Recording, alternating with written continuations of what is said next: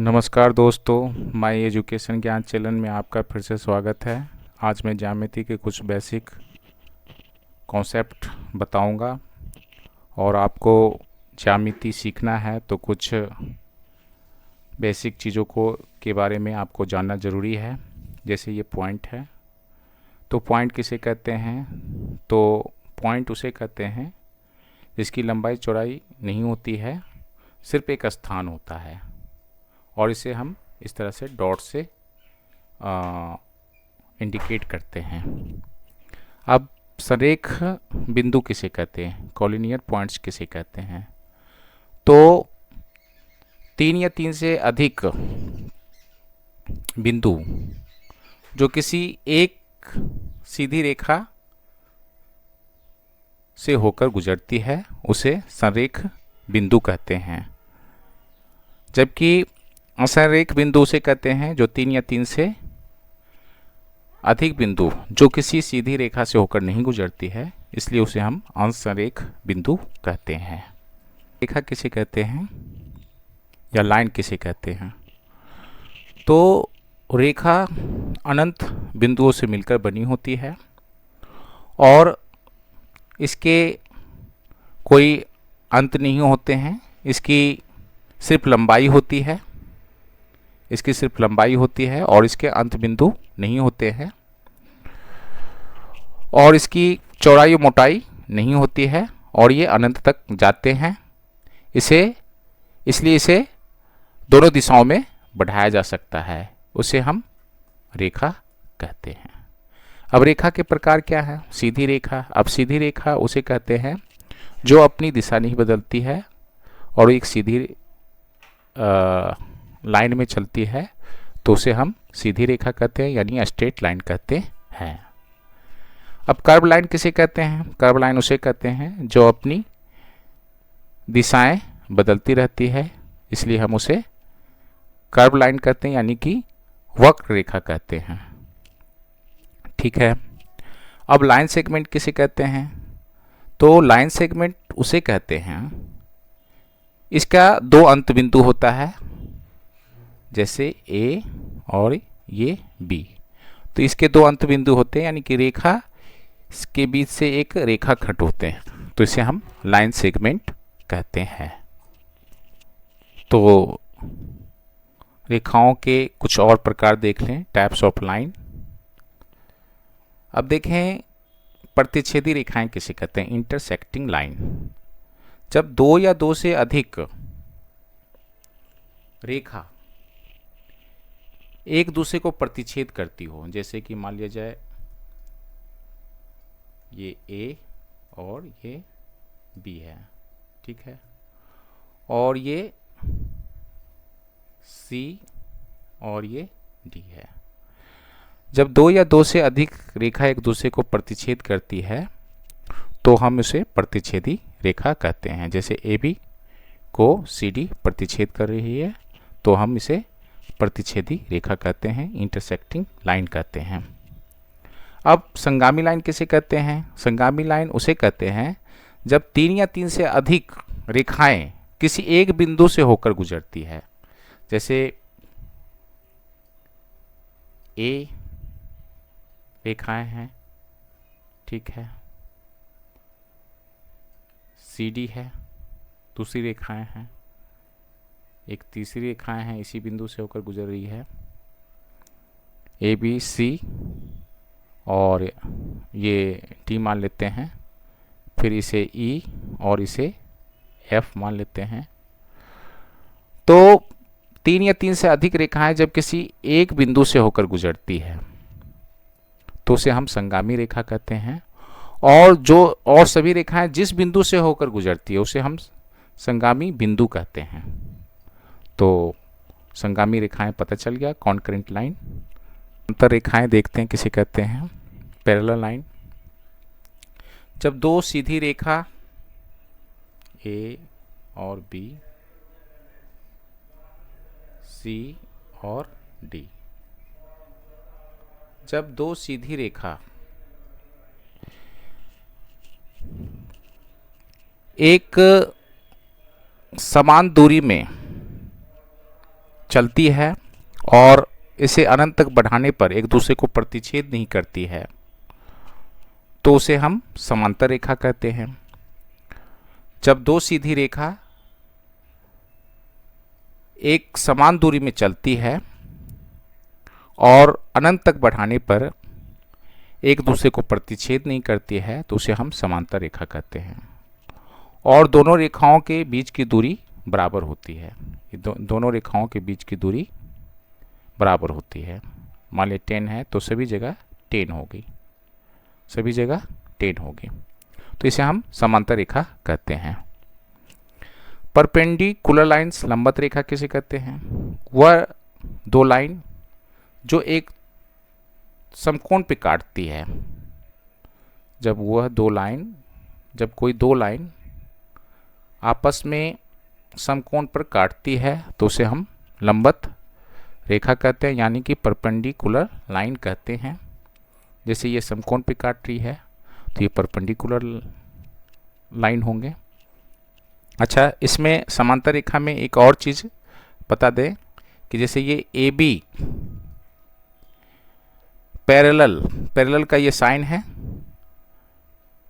C D, A B parallel C D, ठीक है।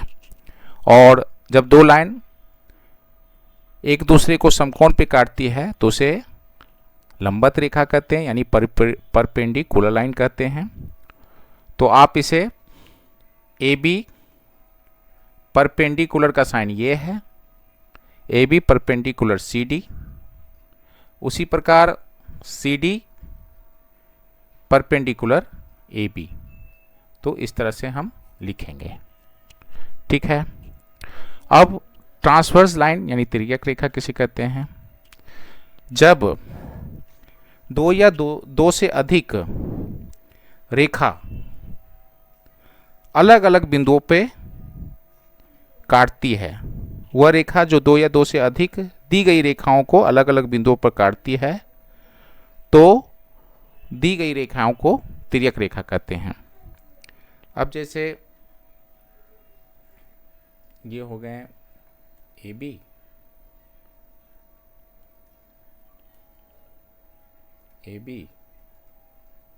और ये हो गए सी डी। अब इस पे एक लाइन कट रही है पी क्यू। तो यही है कि जब दो या दो से अधिक रेखा अलग अलग जब बिंदुओं पे कटती है तो उसे हम तिर्यक रेखा कहते हैं, यानी कि ट्रांसवर्सल लाइन कहते हैं। तो आइए हम देखते हैं कोण के बारे में समझते हैं। कोण किसे कहते हैं? जब दो रेखाएं किसी एक बिंदु पे मिलती है तो उसे हम कोण कहते हैं। जब दो रेखा या किरण एक बिंदु पे आकर मिलती है तो हम उसे कोण कहते हैं, ठीक है। अब टाइप्स ऑफ एंगल्स, कोण के कितने प्रकार हैं? अब जैसे आप यहां देख सकते हैं कोण के बारे में कि ओ बिंदु पे मिली है दो रेखा ए ओ और बी ओ, तो हम कोण ए ओ बी ऐसे लिख सकते हैं। और कोण का मान क्या है? वो थीटा है, ठीक है, थीटा मान लेते हैं। अब हम देखते हैं कि कोण के कितने प्रकार हैं। तो एक्यूट एंगल यानी न्यून कोण, तो जिस कोण का मान 90 डिग्री से कम हो, जिस कोण का मान 90 डिग्री से कम हो उसे हम न्यून कोण कहते हैं। तो बाय द वे थीटा का मान बाय द वे 90 डिग्री से कम हो सकता है, 30 हो सकता है, 60 हो सकता है, 80 हो सकता है, ठीक है। तो उसे हम न्यून कोण कहते हैं, एक्यूट एंगल। अब समकोण किसे कहते हैं? समकोण उसे कहते हैं जिस कोण का मान 90 डिग्री होता है उसे हम समकोण कहते हैं।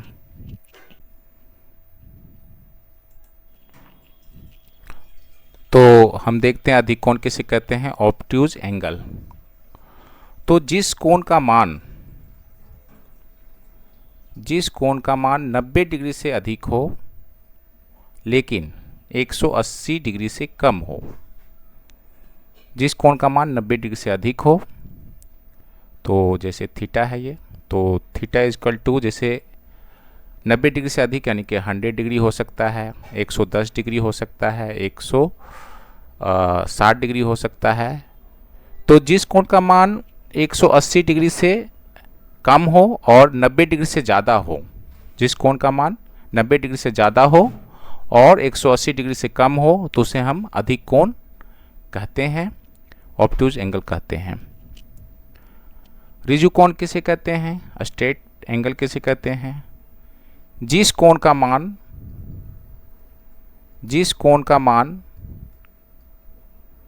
180 डिग्री के बराबर हो, 180 डिग्री के बराबर हो, तो उसे हम ऋजु कोण कहते हैं। अब बृहद कोण किसे कहते हैं, रिफ्लेक्स एंगल किसे कहते हैं, तो जिस कोण का मान 180 डिग्री से अधिक हो, 180 डिग्री से अधिक हो, उसे 180 डिग्री से अधिक हो और 360 डिग्री से कम हो, तो उसे हम बृहद कोण कहते हैं, यानी रिफ्लेक्स एंगल कहते हैं। जैसे 190 डिग्री, 200 डिग्री हो सकता है और 350 डिग्री भी हो सकता है। तो बृहद कोण उसे कहते हैं जिस कोण का मान 180 डिग्री से अधिक हो और 360 डिग्री से कम हो, उसे हम बृहद कोण कहते हैं, रिफ्लेक्स एंगल कहते हैं। जिस कोण का मान 180 डिग्री के बराबर हो, उसे ऋजु कोण कहते हैं, स्ट्रेट कोण कहते हैं, स्ट्रेट एंगल कहते हैं। और अधिक कोण किसे कहते हैं, जो 90 डिग्री से अधिक हो और 180 डिग्री से कम हो, उसे अधिक कोण कहते हैं, यानी कि ऑब्ट्यूज एंगल कहते हैं। अब पेयर ऑफ एंगल देखते हैं। कोणों का युग्म भी होता है। तो आसन कोण किसे कहते हैं, तो आसन कोण उसे कहते हैं कि उनके शीर्ष समान हो, जैसे कि ओ से एक रेखा गई है ए की तरफ, ठीक है, फिर ओ से तो दूसरी रेखा गई है सी की तरफ, और ओ से एक और रेखा गई है जो बी की तरफ है। तो उनके शीर्ष समान हो, ये सारे रेखाओं के जो शीर्ष है वो समान है। उनकी एक उभयनिष्ठ भुजा हो, तो उसकी उभयनिष्ठ भुजा क्या है, जैसे कोण ए ओ सी, कोण ए ओ सी, ये क्या एक कोण बना रहा है। एंड कोण सी ओ, कोण सी ओ बी, कोण सी ओ बी भी क्या है कि एक कोण बना रहा है। तो उसकी जो उभयनिष्ठ भुज जो रेखा है वो क्या है, ओ और सी है। तो इसकी क्या है कि एक उभयनिष्ठ भुजा है ओ और सी, ठीक है। तो हम इसे आसन कोण कहेंगे, ठीक है। अब पूरक कोण किसे कहते हैं, पूरक कोण उसे कहते हैं, जैसे कि आप इसे समझ लें, क्योंकि क्या है जब प्रश्नावली आप हल करोगे तो ये सारी चीज़ें आएंगे, तो आप कृपया इसे अच्छी तरीक़े से समझें। तो आप इसे मान लें ए बी सी और ये डी, ठीक है।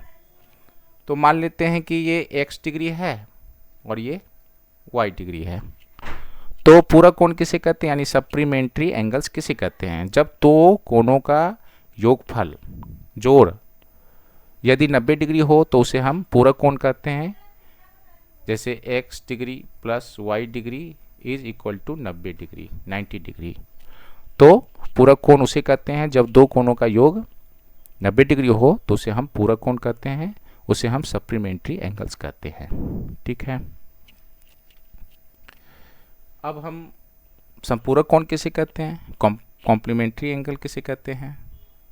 तो कॉम्प्लीमेंट्री एंगल जैसे कि ये है, एक लाइन ले लेते हैं और उसका नाम लिख देते हैं ए बी सी और डी। ठीक है, अब इधर x डिग्री रख लेते हैं, इधर y डिग्री रख लेते हैं। तो संपूरक कोण उसे कहते हैं कि जब दो कोणों का योगफल 180 डिग्री हो तो उसे हम संपूरक कोण कहते हैं। जब दो कोणों का योगफल 180 डिग्री हो, जब दो कोणों का योगफल 180 डिग्री हो तो उसे हम संपूरक कोण कहते हैं, मीन्स कॉम्प्लीमेंट्री एंगल्स कहते हैं। ओके,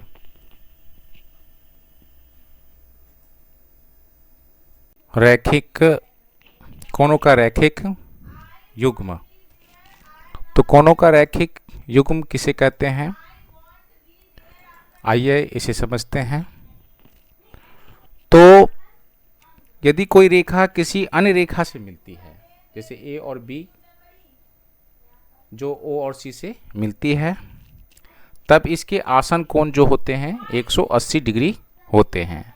अब जैसे ए ओ और सी और बी ओ और सी, ये क्या है, रैखिक युग्म बनाते हैं। तो इसके कोण भी जो होंगे वो जो युग्म के जो कोण होंगे वो 180 डिग्री के बराबर होंगे। जैसे ये 120 डिग्री है तो ये 60 डिग्री होंगे।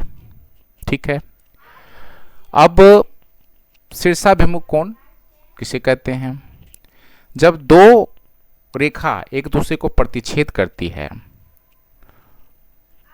तो इसमें युग्म बनते हैं। तो शीर्षाभिमुख कोण के प्रत्येक युग्म जो होते हैं वो बराबर होते हैं। अब जैसे ये इसमें कोण इधर के जो हिस्से हैं ए ओ और सी, ए और सी कोण आप देख सकते हैं, कोण ए ओ सी, आप देखो ए ओ सी, तो वो क्या है, किसके बराबर होंगे, बी ओ डी के बराबर होंगे। तो कोण बी ओ डी के बराबर होंगे। ये दोनों युग्म बना रहे हैं तो वो बराबर हो जाएंगे। फिर कोण ए ओ डी, कोण ए ओ डी किसके बराबर होंगे, ये इसके बराबर होंगे। तो कोण बी ओ सी के बराबर होंगे। तो मतलब शीर्षाभिमुख कोण उसे कहते हैं। तो आपको ध्यान रखना है, जब सवाल आप हल करोगे तो उसे ध्यान रखना है कि शीर्षाभिमुख के कौन से युग्म आपस में बराबर होते हैं। रैखिक युग्म के जो कोण बनते हैं, रैखिक युग्म जो बनाते हैं, वो दोनों कोणों का योग जो होता है वो 180 डिग्री के बराबर होता है। ठीक है, ये कॉरस्पॉन्डिंग एंगल्स, संगत कोण किसे कहते हैं। तो जब दो समांतर रेखा ए और बी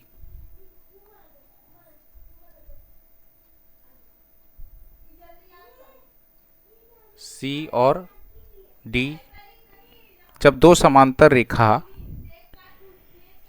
किसी तिर्यक द्वारा प्रतिच्छेद की जाती है, जब दो समांतर रेखा किसी तिर्यक रेखा द्वारा प्रतिच्छेद की जाती है तो कोणों के युग्म बनते हैं। जब दो समांतर रेखाएं एक तिर्यक रेखा द्वारा प्रतिच्छेद की जाती है तो वे संगत कोण के युग्म बनते हैं, और वो संगत कोण के मान हम इस तरह से लिख लेते हैं, जैसे कि 1 2 3 4 मान लेते हैं, फिर इसे 5, इसे 6, इसे 7 और इसे 8 मान लेते हैं। तो आप इसे देखें, संगत कोण के मान कैसे बराबर होंगे।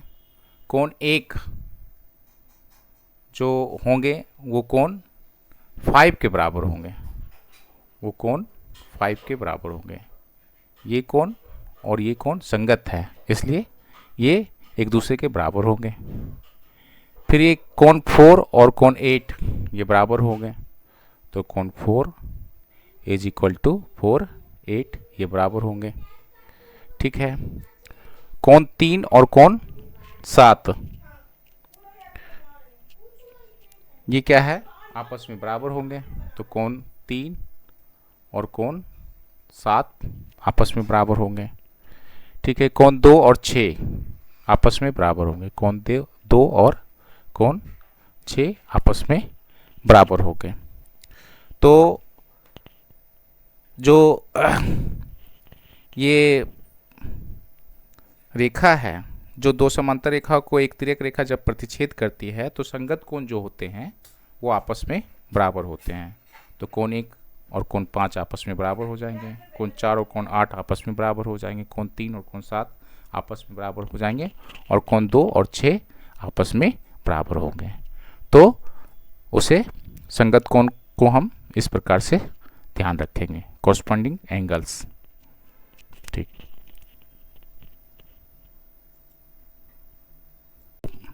एकांतर कोण के बारे में समझते हैं, अल्टरनेट एंगल्स। तो आप देखें, जब दो समांतर रेखा को कोई एक तिर्यक रेखा प्रतिच्छेद करती है तो एकांतर कोणों का युग्म बनता है, और एकांतर कोण जो होते हैं वो आपस में बराबर होते हैं। इस परिभाषा को हमेशा आप जेहन में बिठा लेना, याद कर लेना, क्योंकि आपको प्रश्न करने में, प्रश्न का उत्तर जब देने में बहुत ही आसानी होगी जब ज्यामिति के क्वेश्चन आएंगे। तो इस तरह से आपको इसे हमेशा याद रखना पड़ेगा। जब दो समांतर रेखा को कोई तिर्यक रेखा प्रतिच्छेद करती है तो एकांतर कोणों का युग्म बनता है, और वो एकांतर कोणों का युग्म जो होते हैं वो आपस में बराबर होते हैं। तो आप देख सकते हैं, तो एक तो होते हैं इसमें आंतरिक एकांतर अंतःकोण होते हैं, एक एकांतर बाह्य कोण होते हैं।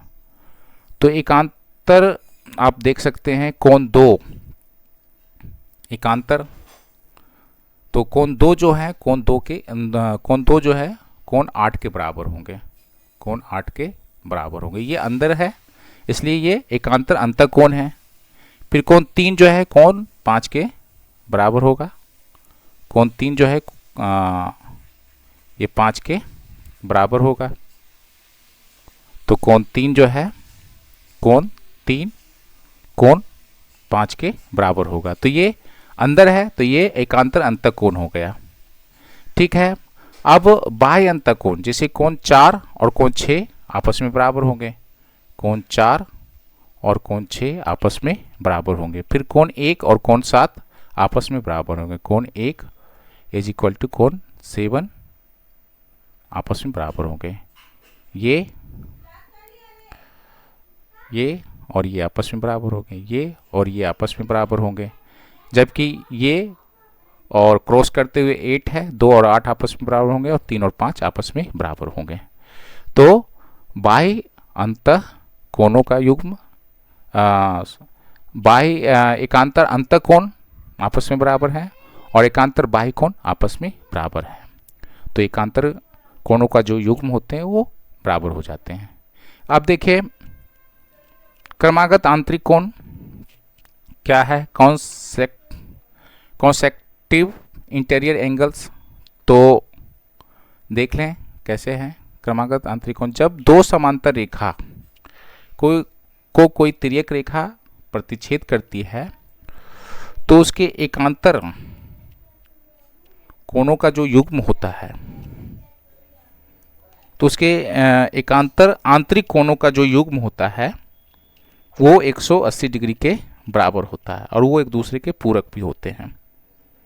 तो इसमें आप देख लें जैसे कि आंतरिक कोण इसमें कौन सा है। जब दो समांतर रेखा एक तिर्यक रेखा द्वारा प्रतिच्छेद होती है तो प्रत्येक आंतरिक कोण के दो युग्म बनते हैं इस प्रकार। तो आंतरिक कोण के दो युग्म बने हैं जैसे कि कोण 2 और 5, कोण 2 प्लस कोण 5, ये आंतरिक कोण है, ये आंतरिक कोण है। ये एकांतर अंतक कोण नहीं इसे बोलेंगे क्योंकि ये एक ही लाइन की तरफ है, तो ये आंतरिक कोण हो गए।